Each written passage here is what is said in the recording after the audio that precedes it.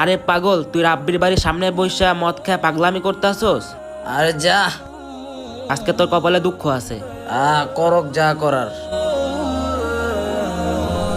কি রে, তুই আমার বাসার সামনে বইসা বইসা মদ খায় মাতলামি করতাছস? আমি মদ খাই নাই, আমি মদ খাই নাই তো। এই দিগায় মুখে মুখে কথা কস। তোর কলিজা কত বড়?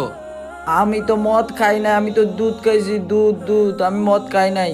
আবার মিথ্যা কথা কস, তুই মদ খাইছস আমি নিজের চোখে দেখছি, এখনই বাইর করতাছি খারাপ। আল্লাহ, এখন কি হইব? আল্লাহ, আর জীবনে মদ খাবো না। আল্লাহ আমার মাফ করে দাও। আল্লাহ আমার এবার বাঁচাও। আল্লাহ, আমি আর জীবনে কি রে, আসলেই তো দুধ। তুই আবার কান্তাছস কেন? আরে ভাই, এটা তো মদের বোতলই ছিল। আল্লাহ আমার ডাক কবুল করে ফেলাইছে। আমি আর জীবনে মদ খাবো না। আমি আজকে থেকে নামাজ পড়বো।